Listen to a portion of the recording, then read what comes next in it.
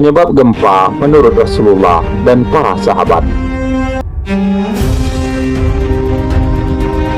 Gempa bumi merupakan salah satu fenomena alam yang senantiasa menghiasi lembaran sejarah kehidupan manusia. Bukan hanya sekarang, namun gempa sudah terjadi sejak ribuan tahun yang lalu. Gempa juga terjadi pada zaman Nabi Shallallahu Alaihi Wasallam. Suatu ketika berada di Madinah, waktu berkumpul bersama para sahabat, tiba-tiba tanah berguncang. Beliau meletakkan tangannya ke tanah, kemudian berkata, "Wahai bumi, belum saatnya bagimu.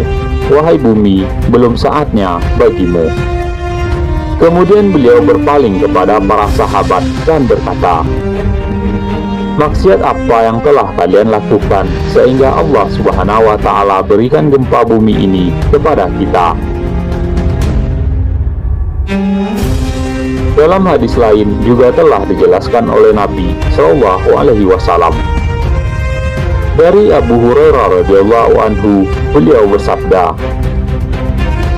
"Jika harta rampasan perang dijadikan khas negara, amanah dijadikan rebutan, jatah zakat dikurangi. Selain ilmu agama banyak dipelajari, lelaki taat kepada wanita dan memperbudak ibunya. Orang lebih dekat kepada temannya dan menjauh dari ayahnya. Banyak teriakan di masjid, yang memimpin kabilah adalah orang yang bejat, yang memimpin masyarakat, orang yang rendah agamanya. Orang dimuliakan karena ditakuti pengaruh buruknya, para penyanyi wanita tampil di permukaan. Khamar diminum, dan generasi terakhir melaknat generasi pertama. Maka bersiaplah ketika itu dengan adanya angin merah, gempa bumi, manusia ditenggelamkan, manusia diganti wajahnya, dilempari batu dari atas, dan berbagai tanda kekuasaan Allah yang terus-menerus. Seperti ikatan biji manik-manik yang putus talinya, maka biji ini akan lepas satu persatu."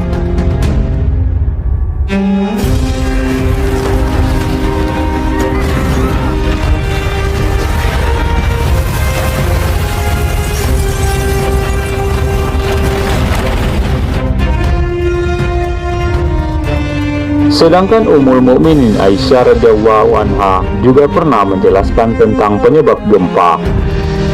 Ibnu Abi Dunya menyebutkan sebuah hadis yang bersumber dari Anas bin Malik. Ia berkata, "Aku pernah masuk ke dalam rumah Aisyah bersama seorang lelaki. Lelaki tersebut lalu bertanya kepada Aisyah radhiyallahu anha, 'Wahai Ummul Mukminin, ceritakanlah kepada kami tentang penyebab goncangan bumi.' Aisyah radhiyallahu anha menjawab, 'Manakala manusia telah menghalalkan zina, meminum khamar, dan memainkan musik yang tidak mengingatkannya kepada Allah.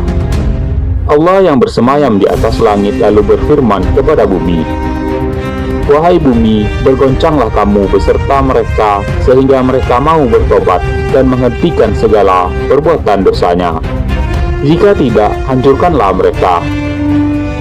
Lelaki tersebut kembali bertanya, "Wahai Ummul Mukminin, apakah yang demikian itu merupakan siksaan bagi mereka?"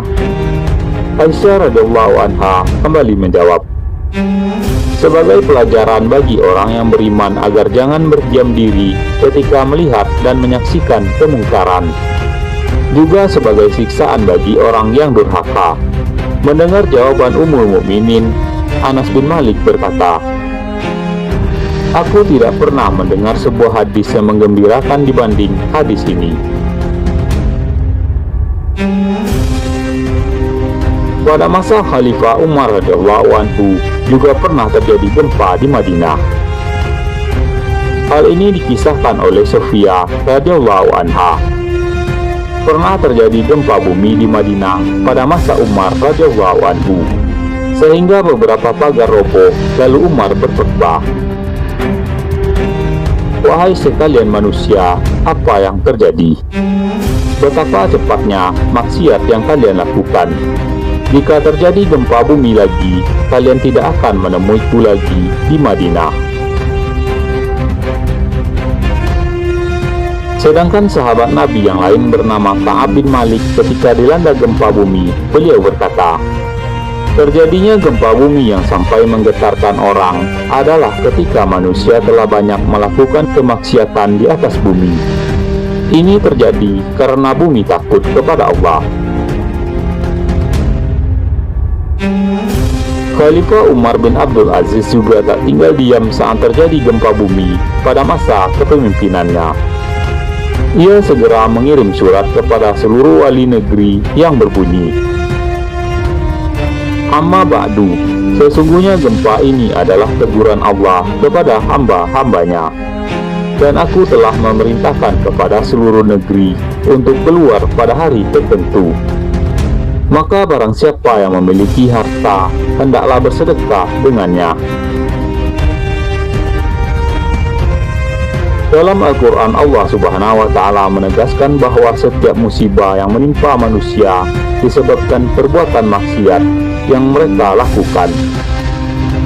Dan apa saja musibah yang menimpamu, maka adalah disebabkan oleh perbuatan tangan kamu sendiri. Dan Allah memaafkan sebagian besar dari dosa-dosamu.